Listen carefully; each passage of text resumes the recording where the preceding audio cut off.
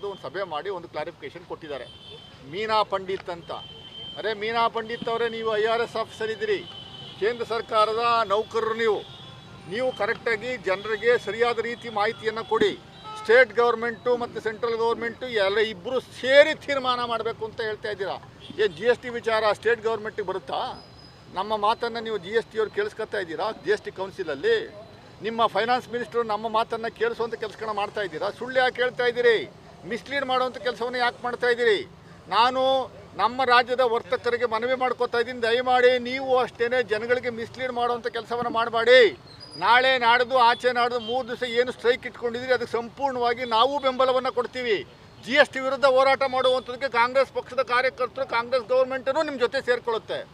ಆದರೆ ಇದು ನಮ್ಮ ಟ್ಯಾಕ್ಸ್ ಅಲ್ಲ, ಇದು ಕೇಂದ್ರ ಸರ್ಕಾರ ತಂದಿರುವಂಥ ಒಂದು ಟ್ಯಾಕ್ಸು. ಅದನ್ನು ಕಮ್ಮಿ ಸಂಪೂರ್ಣವಾಗಿ ವೇವ್ ಆಫ್ ಮಾಡಬೇಕು. ಸಣ್ಣ ವರ್ತಕರು ಅವ್ರನ್ನ ಕೊಲ್ಲುವಂಥ ಕೆಲಸವನ್ನು ನಿಲ್ಲಿಸಬೇಕು ಅನ್ನುವಂಥದ್ದು ನಮ್ಮದು ಕೂಡ ಆಗ್ರಹವಾಗಿರುತ್ತದೆ. ದೇಶದಲ್ಲೇ ಈ ಸಮಸ್ಯೆ ಇದೆ, ಅದಕ್ಕೆ ಹೊಂದಾಣಿಕೆ ಮಾಡಿಕೊಳ್ಳುವಂಥ ಕೆಲಸವನ್ನು ಮಾಡಿದ್ದಾರೆ. GST ರಿಜಿಸ್ಟ್ರೇಷನ್ ಮಾಡಿಸುವಂಥ ಕೆಲಸವನ್ನು ಕಂಪಲ್ಸರಿಯಾಗಿ ಎಲ್ಲ ರಾಜ್ಯದಲ್ಲೂ ಮಾಡಿದ್ದಾರೆ. ನಮ್ಮ ರಾಜ್ಯದಲ್ಲೂ GST ರಿಜಿಸ್ಟ್ರೇಷನು ಎಲ್ಲ ವರ್ತಕರು 90% ರಿಜಿಸ್ಟ್ರೇಷನ್ ಮಾಡ್ಕೊಂಡಿದ್ದಾರೆ. 10% ಬಾಕಿ ಇರುವಂಥದ್ದು ಮಾತ್ರ, ಆ 10% ರಿಜಿಸ್ಟ್ರೇಷನ್ವರೆಗೆ ಮಾತ್ರ ಈ ನೋಟಿಸ್ಗಳು ಹೋಗ್ತಾ ಇರುವಂಥದ್ದು ನಾವು ಕಾಣ್ತಾ ಇದ್ದೀವಿ.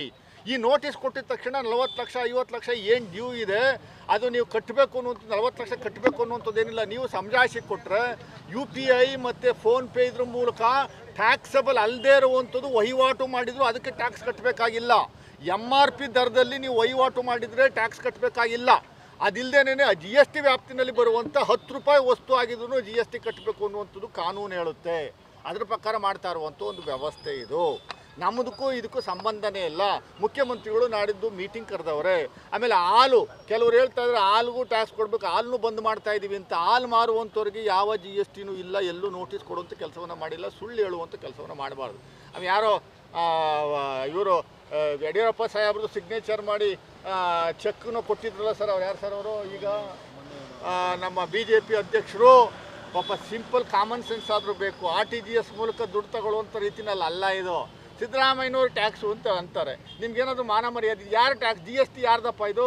ಅದು ಹೇಳಿ ಸರಿಯಾಗಿ. ಪ್ರತಿಯೊಂದಕ್ಕೂ ನಮ್ಮನ್ನೇ ಸಿದ್ದರಾಮಯ್ಯ ಸಾಹೇಬರು ಅದನ್ನು ಹೇಳ್ತಿದ್ರು, ಎತ್ತು ಈತು ಅಂದರೆ ಕೊಟ್ಟಿಗೆ ಕಟ್ಟು ಅನ್ನುವಂಥ ರೀತಿಯಲ್ಲಿ ಜನಗಳಿಗೆ ತಪ್ಪು ಸಂದೇಶವನ್ನು ಕೊಡುವಂಥ ಕೆಲಸವನ್ನು. ಟ್ಯಾಕ್ಸು ಏನೋ ಸಮಸ್ಯೆ ಆದರೆ ಮಾತೆತ್ತಿರು ಸಿದ್ದರಾಮಯ್ಯನವರು ವಿರೋಧ, ಸಿದ್ದರಾಮಯ್ಯನವ್ರ ಬಗ್ಗೆ ಮೇಲೆ ತಲೆ ಮೇಲೆ ಹಾಕುವಂಥ ಕೆಲಸವನ್ನು ಮಾಡ್ತಾ ಇದ್ರು. ಇದು ನಮಗೂ ಅದಕ್ಕೂ ಸಂಬಂಧ ಇಲ್ಲ. BJPಯವ್ರಿಗೆ ಏನಾದರೂ ಮಾನ ಮರ್ಯಾದೆ ಇದ್ದರೆ ದಯಮಾಡಿ ಇದನ್ನು ಇಮ್ಮಿಡಿಯೇಟಾಗಿ ನಿಲ್ಲಿಸುವಂಥ ಕೆಲಸವನ್ನು ನೀವು ಕೇಂದ್ರದಿಂದ ಡೈರೆಕ್ಷನ್ ಕೊಡಿಸುವಂಥ ಕೆಲಸವನ್ನು ಮಾಡಿ ಈ ಸರ್ಕ್ಯುಲರ್ನ ವಾಪಸ್ ತಗೊಳ್ಳುವಂಥ ಕೆಲಸವನ್ನು ಮಾಡಬೇಕು. ನಾವು ಮೀರಾ ಪಂಡಿತ್ ಅಂತ ನೆನ್ನೆ ದಿವಸ ಏನು ಕ್ಲಾರಿಫಿಕೇಶನ್ ಕೊಟ್ಟಿದ್ದಾರೆ ಸರಿಯಾದ ರೀತಿಯಲ್ಲಿ ಕ್ಲಾರಿಫಿಕೇಶನ್ ಕೊಡಬೇಕು ಅಂತ ನಾವು ಆಗ್ರಹಿಸ್ತೀವಿ. She belongs to central government employee, she is an IARS officer.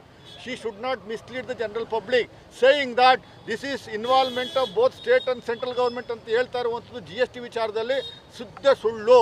ಜನರನ್ನ ದಿಕ್ತಪ್ಪಿಸುವಂಥದ್ದಕ್ಕೆ ಸ್ಟೇಟ್ ಗೌರ್ಮೆಂಟ್ ಕೆಟ್ಟ ಹೆಸರು ತರುವಂಥ ಕೆಲಸವನ್ನು ಆ ಮೀರಾ ಪಂಡಿತ್ ಅವರು ಮಾಡಿದ್ದಾರೆ. ಅದಕ್ಕೆ ನಮ್ಮದು ಆಕ್ಷೇಪಣೆ ಇದೆ. ನಾವು ಕಂಪ್ಲೇಂಟನ್ನು ಕೊಡುವಂಥ ಕೆಲಸವನ್ನು ನಾವು ಮಾಡ್ತೀವಿ.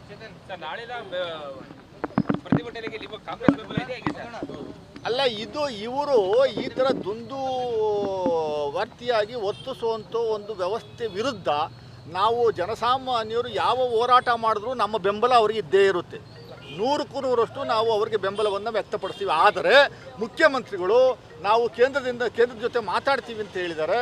ನಾಡಿದ್ದು ಆ ಸಭೆಗನ್ನು ಹೋಗಿ ನಿಮ್ಮ ಅಹವಾಲುಗಳನ್ನು ಅವ್ರ ಮುಂದೆ ಇಡುವಂಥ ಕೆಲಸವನ್ನು ಮಾಡಿ ಅಂತ ನಾವು ಒತ್ತಾಯ ಮಾಡ್ತೀವಿ. ಅದೇ ಸ್ಟೇಟ್ ಬಗ್ಗೆ ಮಾತಾಡ್ತಾ ಇರುವಂಥದ್ದು ಯಾವ ರೀತಿ ಯಾವ ರಾಜಕೀಯ ಪ್ರೇರಿತವಾಗಿ ಮಾತಾಡ್ತಾ ಇರುವಂಥದ್ದು ನಮ್ಗೆ ಅರ್ಥ ಆಗ್ತಾ ಇಲ್ಲ.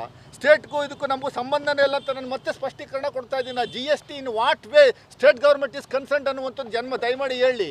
ರಾಜಕೀಯವಾಗಿ ಇದನ್ನು ನೀವು ಕೆಟ್ಟ ಹೆಸರು ತರಬೇಕು ಅನ್ನುವಂಥದ್ದು ಏಕೈಕ ಉದ್ದೇಶದಿಂದ ರಾಜ್ಯ ಸರ್ಕಾರದ ಮೇಲೆ ಮುಗಿಬೀಳುವಂಥ ಕೆಲಸವನ್ನು ಮಾಡಿಸುವಂಥ ಕೆಲಸವನ್ನು ಮಾಡಬೇಡಿ. ಕೆಟ್ಟ ಸಂದೇಶವನ್ನು ಹೋಗುವಂಥ ಕೆಲಸ ಆಗಬಾರ್ದು. ಮುಖ್ಯಮಂತ್ರಿಗಳು ಕ್ಲಾರಿಫಿಕೇಶನ್ ಕೊಡುವಂಥ ಕೆಲಸವನ್ನು ಮಾಡಿದ್ದಾರೆ.